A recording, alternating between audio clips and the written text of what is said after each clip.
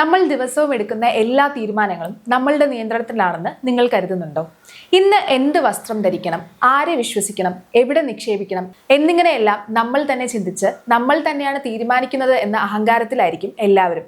എന്നാൽ സത്യത്തിൽ കഥ മറ്റൊന്നാണ്. നമുക്കറിയാതെ തന്നെ നമ്മുടെ തലച്ചോറിനുള്ളിൽ ചില മനോഭാവങ്ങൾ ഒളിഞ്ഞിരിപ്പുണ്ട്. ഇതിനെ കോഗ്നിറ്റീവ് ബയസ് എന്നാണ് പറയുന്നത്. സത്യം പറയുകയാണെങ്കിൽ ഇതാണ് നമ്മുടെ പല തീരുമാനങ്ങൾക്കും പിന്നിൽ പ്രവർത്തിക്കുന്നത്. ചുരുക്കത്തിൽ പറഞ്ഞാൽ നമ്മളെ ആട്ടിപ്പായിക്കുന്നത് ഇതാണ്. മറ്റൊരു കാര്യം പറഞ്ഞാൽ നിങ്ങൾ ആശ്ചര്യപ്പെടും. നമ്മൾ ചെയ്യുന്ന പല തെറ്റുകൾക്കും കാരണം ഇതാണ്. ഇന്ന് അത്തരത്തിൽ നമ്മളെ നിയന്ത്രിക്കുന്ന 14 മാനസിക ഭ്രമങ്ങളെക്കുറിച്ചാണ് നമ്മൾ മനസ്സിലാക്കാൻ പോകുന്നത്. ഇതെല്ലാം അറിഞ്ഞാൽ നമ്മളെക്കുറിച്ച് നമുക്ക് തന്നെ കുറച്ചുകൂടി നന്നായി മനസ്സിലാക്കാൻ സാധിക്കും. ഇതുവരെ എടുത്ത പല തീരുമാനങ്ങളിലും നമ്മൾ തെറ്റുവരുത്തിയിട്ടുണ്ടാകാം. ഇനി എടുക്കുന്ന തീരുമാനങ്ങൾ കൂടുതൽ വ്യക്തതയോടെ എടുക്കാൻ ഇത് സഹായിക്കും. നമുക്ക് വീഡിയോയിലേക്ക് പോകാം.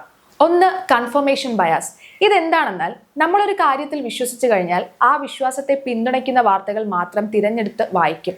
അത് മാത്രമേ വിശ്വസിക്കൂ. നമ്മുടെ വിശ്വാസത്തിന് വിരുദ്ധമായി എന്തു വന്നാലും അതൊക്കെ കള്ളമാണെന്ന് പറഞ്ഞ് തള്ളിക്കളയും. ഉദാഹരണത്തിന്, നിങ്ങൾക്ക് ഒരു രാഷ്ട്രീയ നേതാവിനെ ഇഷ്ടമാണെന്ന് കരുതുക. അദ്ദേഹം നല്ലവനാണെന്ന് നിങ്ങൾ വിശ്വസിച്ചാൽ അദ്ദേഹത്തെക്കുറിച്ചുള്ള നല്ല വാർത്തകൾ മാത്രം നിങ്ങൾ ഷെയർ ചെയ്യും. അതേസമയം അദ്ദേഹത്തെ വിമർശിക്കുന്ന വാർത്തകൾ വന്നാൽ അതൊന്നും ഞാൻ വിശ്വസിക്കില്ല, അതൊക്കെ പ്രതിപക്ഷത്തിന്റെ ഗൂഢാലോചനയാണെന്ന് പറഞ്ഞ് കണ്ണടയ്ക്കും. സോഷ്യൽ മീഡിയയിൽ ദിവസവും നടക്കുന്ന കാഴ്ചയാണിത്. 2. ബാൻഡ് വാഗൺ ഇഫക്റ്റ്, അതായത് കൂട്ടത്തോടൊപ്പം കൂടുക. ലളിതമായി പറഞ്ഞാൽ 100 പേർ ഒരു കാര്യം ചെയ്താൽ നമ്മളും കണ്ണുമടച്ച് അതങ്ങ് വിശ്വസിക്കും. ഒരു പുതിയ മോഡൽ ഫോൺ വരുന്നു എന്ന് കരുതുക. നിങ്ങളുടെ സുഹൃത്തുക്കളും ചുറ്റുമുള്ളവരും ആ ഫോൺ വാങ്ങുന്നു. നിങ്ങളുടെ കയ്യിൽ അതിനേക്കാൾ നല്ല ഫോൺ ഉണ്ടെങ്കിലും എല്ലാവരും വാങ്ങുന്നത് കൊണ്ട് നമ്മളും വാങ്ങാമെന്ന് കരുതി ആവശ്യമില്ലെങ്കിലും ആ സാധനം വാങ്ങുന്നുണ്ട്. അതായത് നമ്മുടെ ആവശ്യത്തിനല്ല, മറ്റുള്ളവർക്ക് വേണ്ടിയാണ് ജീവിക്കുന്നത്. 3. Anchoring bias. ഇതൊരു വലിയ തന്ത്രമാണ്. ഒരു കാര്യത്തെക്കുറിച്ച് നമുക്ക് ആദ്യം ലഭിക്കുന്ന വിവരത്തെ മനസ്സിൽ ആണി അടിച്ചതുപോലെ ഉറപ്പിച്ചു നിർത്തുന്നു. ഉദാഹരണത്തിന്, നിങ്ങൾ ഒരു തുണിക്കടയിൽ പോകുന്നു. അവിടെ ഒരു ഷർട്ടിന്റെ വില 3000 രൂപയെന്ന് എഴുതി അത് വെട്ടിയിട്ട് 1500 രൂപയ്ക്ക് നൽകുന്നു. നമ്മുടെ കണ്ണിൽ ആദ്യം പതിഞ്ഞ ആ 3000 ആണ് മനസ്സിൽ നിൽക്കുക. ഉടനെ 1500 രൂപ കുറഞ്ഞു കിട്ടിയല്ലോ എന്ന് തോന്നും. എന്നാൽ ആ ഷർട്ടിന്റെ യഥാർത്ഥ വില 1000 രൂപ പോലും ആയിരിക്കില്ല. പക്ഷേ ആദ്യം കണ്ട 3000 എന്ന വിവരം നമ്മളെ കബളിപ്പിച്ചു. 4. Availability heuristic. നമ്മുടെ ഓർമ്മയിലേക്ക് പെട്ടെന്ന് വരുന്ന ഒരു കാര്യം വെച്ച് തീരുമാനമെടുക്കുക. ഇപ്പോൾ ടിവിയിലോ പത്രത്തിലോ വിമാന അപകടത്തെക്കുറിച്ച് അടിക്കടി കാണുന്നു എന്ന് കരുതുക. അതുകൊണ്ട് ഫ്ലൈറ്റിൽ യാത്ര ചെയ്യുന്നത് അപകടമാണെന്ന് മിക്കവരും തീരുമാനിക്കും. എന്നാൽ കണക്കുകൾ പ്രകാരം റോഡ് അപകടങ്ങളെക്കാൾ വിമാന അപകടങ്ങൾ വളരെ കുറവാണ്. മീഡിയയിൽ ആദ്യം കാണുന്നത് കൊണ്ട് നമ്മളത് അതേപടി വിശ്വസിക്കുന്നു. 5. Self serving bias. ഇത് നമ്മളിൽ എല്ലാവരിലുമുള്ള ഗുണമാണ്.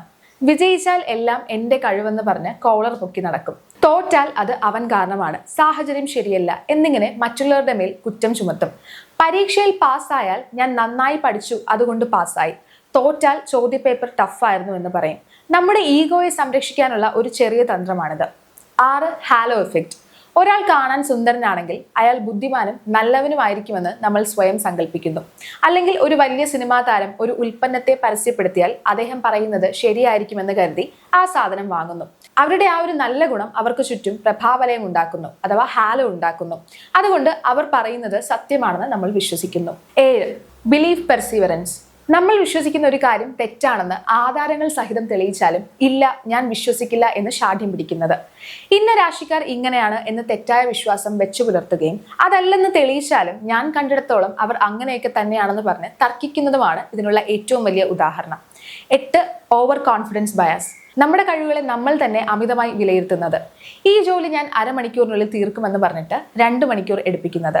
ഷെയർ മാർക്കറ്റിൽ എൻ്റെ പ്രവചനങ്ങൾ തെറ്റാറില്ല എന്ന് വിശ്വസിച്ച് അമിതമായി പണം നിക്ഷേപിച്ച് നഷ്ടപ്പെടുത്തുന്നത് ഇതിൽ ഉൾപ്പെടും. 9. ഹിൻസൈറ്റ് ബയാസ്. എല്ലാം കഴിഞ്ഞതിന് ശേഷം എനിക്ക് അപ്പോഴേ അറിയാമായിരുന്നു ഇങ്ങനെ സംഭവിക്കുമെന്ന് എന്ന് പറയുന്നത്. ക്രിക്കറ്റ് മാച്ചിൽ ഇന്ത്യ തോറ്റാൽ ഞാൻ അപ്പോഴേ പറഞ്ഞതാ ഇവൻ ശരിക്ക് കളിക്കില്ലെന്ന്, അങ്ങനെ പറയില്ലേ? എല്ലാം നടന്നു കഴിഞ്ഞിട്ട് ജ്ഞാനിയെ പോലെ സംസാരിക്കുന്ന രീതിയാണ്. 10. Narrative fallacy. യാതൊരു ബന്ധവുമില്ലാത്ത 2-3 കാര്യങ്ങളെ കൂട്ടിയിണക്കി നമ്മൾ തന്നെ ഒരു കഥ ഉണ്ടാക്കുന്നത്. ഉദാഹരണത്തിന്, രാവിലെ ഒരു പൂച്ച കുറുകെ ചാടുന്നു, ഓഫീസിൽ ബോസ് ചീത്ത പറയുന്നു, വൈകുന്നേരം വണ്ടി പഞ്ചറാകുന്നു. ഇതെല്ലാം വെവ്വേറെ നടന്ന സംഭവങ്ങളാണ്. പക്ഷെ നമ്മൾ പൂച്ച കുറുകെ ചാടിയത് കൊണ്ടാണ് ഇതെല്ലാം സംഭവിച്ചതെന്ന് വിശ്വസിക്കുന്നു. നമ്മൾ ദിവസവും എടുക്കുന്ന എല്ലാ തീരുമാനങ്ങളും നമ്മളുടെ നിയന്ത്രണത്തിലാണെന്ന് നിങ്ങൾ കരുതുന്നുണ്ടോ? ഇന്ന് എന്ത് വസ്ത്രം ധരിക്കണം, ആരെ വിശ്വസിക്കണം, എവിടെ നിക്ഷേപിക്കണം, ജീവിതത്തിൽ യാദൃശ്ചികമായി നടക്കുന്ന സംഭവങ്ങളെ കൂട്ടിയിണക്കി ഒരു കാരണമുണ്ടാക്കാൻ ശ്രമിക്കുന്ന രീതിയാണിത്. 11. Sunk cost fallacy. ഇതൊരു മോശം ശീലമാണ്. ഒരു കാര്യത്തിൽ നമ്മൾ സമയമോ പണമോ ചിലവാക്കി കഴിഞ്ഞാൽ അത് തെറ്റായ വഴിയാണെന്ന് മനസ്സിലായാലും ഇത്രയും ചിലവാക്കിയതല്ലേ, ഇത്രയും ദൂരം വന്നതല്ലേ എന്ന് കരുതി അതിൽ നിന്ന് പിന്മാറാതെ ഇരിക്കുന്നത്. ഒരു ബോറിംഗ് സിനിമയ്ക്ക് ടിക്കറ്റ് എടുത്താൽ പണം പോയാലോ എന്ന് കരുതി അവസാനം വരെ ഇരുന്ന് ആ ടോർച്ചർ അനുഭവിക്കുന്നത് ഇതിന് ഉദാഹരണമാണ്. 12 സോഷ്യൽ പ്രൂഫ്. 10 പേർ ഒരു ഹോട്ടലിൽ കയറി ഭക്ഷണം കഴിക്കുന്നത് കണ്ടാൽ ആ ഹോട്ടൽ നല്ലതായിരിക്കും എന്ന് കരുതി നമ്മളും അവിടെ പോകുന്നു. അല്ലെങ്കിൽ ഇൻഫ്ലുവൻസേഴ്സ് പറയുന്നത് കേട്ട് വിശ്വസിക്കുന്നത്. ഓൺലൈനിൽ ഒരു സാധനം വാങ്ങുന്നതിന് മുൻപേ റിവ്യൂ നോക്കി തീരുമാനമെടുക്കുന്നതും ഇതിന്റെ ഭാഗമാണ്. മറ്റുള്ളവർ ചെയ്യുന്നത് നോക്കി നമ്മൾ തീരുമാനത്തിലെത്തുന്നു. 13 ഇല്യൂഷൻ ഓഫ് കൺട്രോൾ. നമ്മുടെ നിയന്ത്രണത്തിലല്ലാത്ത കാര്യങ്ങൾ പോലും നമ്മളാണ് നിയന്ത്രിക്കുന്നത് എന്ന തോന്നൽ. ക്രിക്കറ്റ് കാണുമ്പോൾ ഒരു പ്രത്യേക സ്ഥലത്തിരുന്നാൽ മാത്രമേ ഇന്ത്യ ജയിക്കൂ എന്ന് വിശ്വസിക്കുന്നത്. കഴിഞ്ഞ തവണ അവിടെ ഇരുന്നപ്പോഴാണ് ഇന്ത്യ ജയിച്ചത് എന്ന് വിശ്വസിക്കുന്നത് ഇതിനൊരു ഉദാഹരണമാണ്. ലോട്ടറി എടുക്കുമ്പോൾ ഞാൻ തന്നെ നമ്പർ തിരഞ്ഞെടുത്താൽ കിട്ടില്ല എന്ന് കരുതുന്നതും ഇത്തരത്തിലുള്ള ഭ്രമമാണ്. 14 ഇൻ ഗ്രൂപ്പ് ബയസ്. ഇത് കുറച്ച് ഗൗരവമുള്ള കാര്യമാണ്. നമ്മുടെ ആൾ എന്ന വികാരം വരുന്നത് നമ്മുടെ ജാതി, മതം, നാട്ടുകാർ എന്നിവർ നല്ലവരാണെന്ന് കരുതുകയും മറ്റുള്ളവരെ അകറ്റി നിർത്തുകയും ചെയ്യുന്നത്. ഇത് സമൂഹത്തിൽ ഭിന്നത ഉണ്ടാക്കുന്ന ഒരു മനോഭാവമാണ്. ഈ 14 കാര്യങ്ങളും ഏതെങ്കിലും സൈക്കോളജി ബുക്കിലുള്ള വെറും തിയറിയല്ല. ഇത് ദിവസവും നമ്മുടെ ജീവിതത്തിൽ നടക്കുന്ന കാര്യങ്ങളാണ്. ഇതിനെക്കുറിച്ച് നമ്മൾ ഇപ്പോൾ മനസ്സിലാക്കിയത് നമ്മുടെ ചിന്താരീതിയിൽ ഇത്തരം പോരായ്മകൾ ഉണ്ടെന്ന് തിരിച്ചറിയാനാണ്. അടുത്ത തവണ ഒരു തീരുമാനം എടുക്കുമ്പോൾ കുറച്ചുകൂടി ശ്രദ്ധാലുക്കളാകാൻ ഇത് സഹായിക്കും. ഇനി ഒരു വലിയ തീരുമാനം എടുക്കുമ്പോൾ ഒരു നിമിഷം ചിന്തിക്കുക, ഞാൻ എന്തുകൊണ്ടാണ് ഈ തീരുമാനം എടുക്കുന്നത്?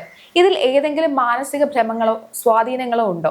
ഈ ചെറിയ ചോദ്യം നിങ്ങളെ വലിയ തെറ്റുകളിൽ നിന്ന് രക്ഷിച്ചേക്കാം. ഈ വീഡിയോ നിങ്ങൾക്ക് ഉപകാരപ്രദമായെങ്കിൽ മറ്റുള്ളവരിലേക്ക് ഷെയർ ചെയ്യുക. ഇഷ്ടപ്പെട്ടെങ്കിൽ ലൈക്ക് ചെയ്യുക. കൂടുതൽ വീഡിയോയ്ക്കായി ചാനൽ സബ്സ്ക്രൈബ് ചെയ്യുക. വീണ്ടും മറ്റൊരു വീഡിയോയുമായി കാണാം. നന്ദി.